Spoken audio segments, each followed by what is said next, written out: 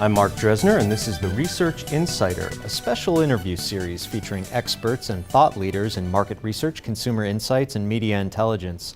Joining me today is Janu Lakshmanan. She is with the Global Vodka Consumer Insights Group at Beam. Janu, welcome to the Research Insider. Thank you, Mark. I want to start out with kind of a big question.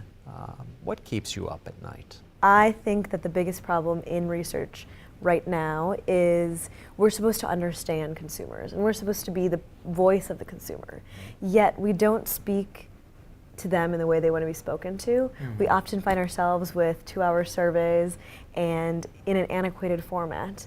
You know, a survey online that takes more than 30 minutes is just not something that any millennial wants to take. Mm-hmm. And so I think that it's about time that the research industry took surveys to the next level. We need to start acting the way that our consumers behave and helping them get to real insights and telling them or asking them in a way that we can actually get there. So bearing that in mind, does that affect how you go about engaging millennials yourself?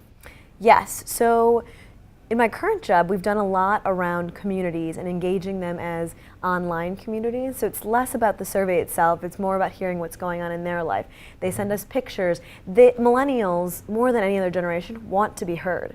So, and they have a point of view, and they have a lot to say. It's just a matter of capturing that in a way that they like to engage in. And I think a community database or an online community is the way that we've been able to do it as of today, and engaging them with not just questions and bombarding them with questions, but asking them what they would like us to do and what they want to see, and sending them tickets when they answer something that's very unique, and getting them engaged more than just answering a question.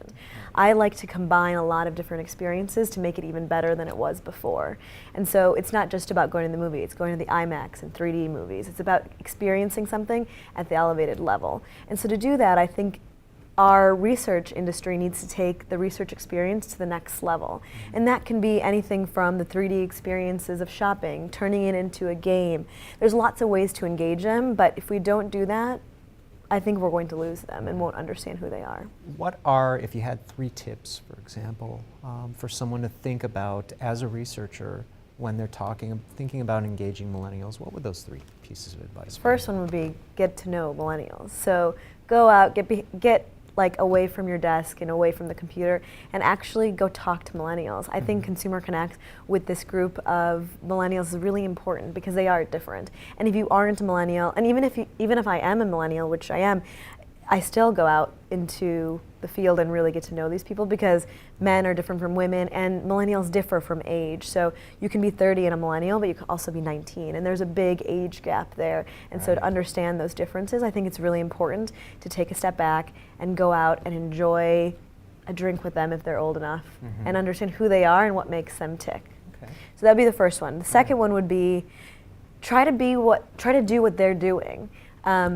Go out to concerts, try to understand what type of music that they're into, trends that they're seeing, be in the field that they're really in. You don't even have to be with them as long as you're in areas where they are, because even by watching them, you'll learn so much about who they are as people, because they no longer just watch a concert.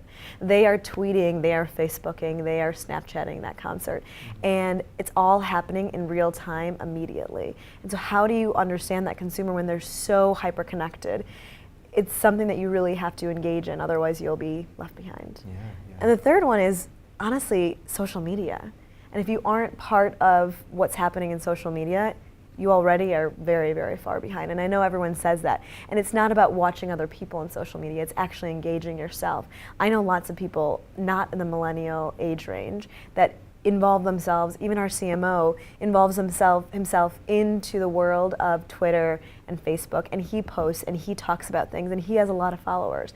So it's important that you are engaged in those atmospheres where they are, but also try to understand why they are there. And if you don't actually do anything in it, like you can say that you're on Twitter and never tweet, you won't understand it. You'll just see what people are doing and still kind of be confused at why it's happening. Why is 140 characters? Why is this the way that people find their news? You won't get it until you're actually in it. Yeah. Great advice. Thanks for joining us, Janu, and thanks for some excellent insights about millennials Thank today. you so much. Yeah, pleasure to have you.